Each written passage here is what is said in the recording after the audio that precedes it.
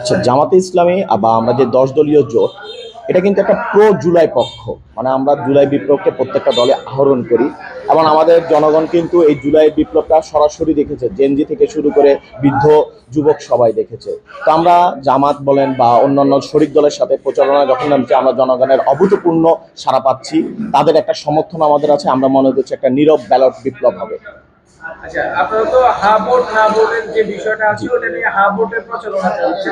তো কিছু ক্ষেত্রে অনেক যারা পড়াশোনা জানেন না বা অনেক বয়স্ক মানুষ হা ভোট না ভোটের বিষয়ে তাদের যে মন্তব্য বা নেগেটিভিটি ওটা আপনারা কিভাবে দেখছেন? আচ্ছা, ওনাদের আসলে এই জিনিসটা বাংলাদেশে যে একটা ন্যারেটিভ ক্রিয়েট হয়ে গেছে।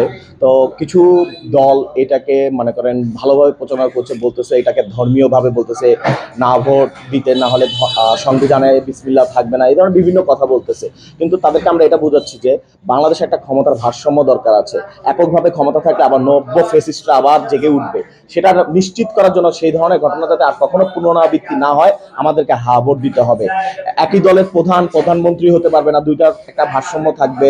তারপর আপনার বিচার বিভাগের সংস্কার হবে এবং যারা বাংলাদেশ পন্থী তারা, আমরা যদি বাংলাদেশের লোক হই, আমরা যদি বাংলাদেশকে ভালোবাসি, আমরা অবশ্যই হা ভোট দিব। ভারতীয় যে আধিপত্যবোধ, এটাকে দূর করার জন্যই আমাদের হা ভোট দিতে হবে, কারণ না ভোট দিলে আমরা আবার ভারতের করাল গাছ হয়ে যাব।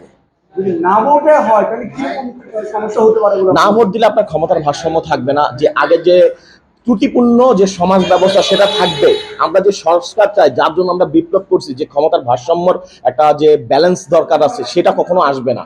সেটা যদি না আসে, আমরা কিভাবে নতুন বাংলাদেশ গড়বো? আচ্ছা জনাব রাব্বি, আমার আরেকটা প্রশ্ন, সেটা হচ্ছে সম্প্রতি আপনারা দেখেছেন x prime minister Sheikh Hasina বক্তব্য দিয়েছেন যে ওনাকে ছাড়া যে নির্বাচন হচ্ছে সেটা বৈধ হবে না। আহ, সম্প্রতি অনেকগুলো চ্যানেল এটা প্রচার করছেন। দিল্লি থেকে উনি বলতে চেয়েছেন উনি জুলাই অভ্যুত্থানের কারণে উনি দেশ ছেড়ে যাননি, এমনকি আওয়ামী লীগ ছাড়া নির্বাচন হবে না। এটাকে কিভাবে দেখছেন? প্রথম কথা, উনি কি বৈধ সরকার? আমার তো মনে হয় না উনি বৈধ, আমার তো মনে হচ্ছে উনি অবৈধ।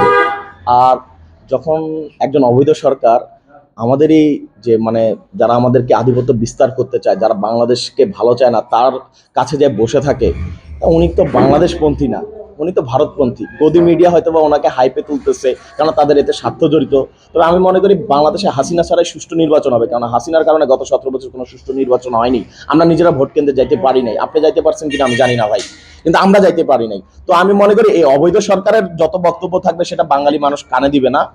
আওয়ামী লীগের চ্যাপ্টার বাংলাদেশে একদম পরিপূর্ণভাবে শেষ হয়ে গেছে। যারা এখন আশা নিয়ে আছে তারা আশা নিয়েই থাকুক। আপা আসবে, কার সাথে আসবে আমরা জানি না, হয়তো তার কবরটাও বাংলাদেশে নসিব হবে কিনা সেটাও আমরা বলতে পারতেছি না। হয়তো বা তার যেখানে মানে আতুর ঘর, যেখান থেকে সে রয়ের ট্রেনিং পেয়ে বাংলাদেশে ঢুকেছে, সেখানেই তার হয়তো বা কবর হবে নাকি তাকে শ্মশানে জ্বালিয়ে ছাই করে উড়িয়ে দিবে, এটাও আমরা বলতে পারছি না। যদি জাতীয় সংসদ নির্বাচনে আপনাদের দল জয়ী হয় তখন 100 দিনে কি করবেন বলে একটা প্রতিশ্রুতি আচ্ছা, দিচ্ছেন? এখানে আমাদের দল না, এটা হবে আমাদের ঐক্যবদ্ধ বাংলাদেশ জোটের কথা আসবে। আমরা যদি ঐক্যবদ্ধ বাংলাদেশ জোট হই, আমাদের প্রথম 100 দিনের কি টার্গেট থাকবে আপনাকে চিন্তা করতে হবে। এখন কিছু সমস্যা থাকে যেগুলো আপনি আসলে 100 দিনে সম্ভব করতে পারবেন না, সেটার জন্য একটা সুদূর প্রসারী প্ল্যানিং থাকবে, আপনার স্টেপ বাই স্টেপ আগাতে হবে। প্রাথমিকভাবে আপনারা কি করতে পারবেন? আমরা প্রশাসনটাকে আবার নতুন করে সাজাতে হবে, আমরা অবকাঠামো উন্নয়ন করতে হবে।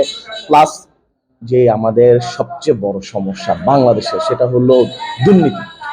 আমাদের প্রতিটা পয়েন্টে দুর্নীতি আছে, চাঁদাবাজি আছে, টেন্ডারবাজি আছে। এই জিনিসগুলোকে আমাদেরকে জনগণের সাথে নিয়ে, জনগণের ম্যান্ডেটকে যদি আমাদেরকে সরকারে আনে, মানে ওনারা চায় এই দুর্নীতি দূর হোক, এই চাঁদাবাজি দূর হোক, তাদের সমর্থনে আমরা এই জিনিসগুলোকে নিয়ে সর্বপ্রথম কাজ করব। জনাব রাব্বি, আমার লাস্ট প্রশ্ন, তোমার একটা শক্ত পয়েন্ট, কিন্তু কালের প্রবর্তন এটা কিন্তু ঝিমিয়ে গেছে। আমরা চাই এটাকে আবার জেগে তোলার জন্য, যাতে পুরো বাংলাদেশে বলতে পারে লাকসাম মনোহরগঞ্জ একটা রোল মডেল। এই রোল মডেলকে আমরা পুরো বাংলাদেশ ফলো করতে চাই।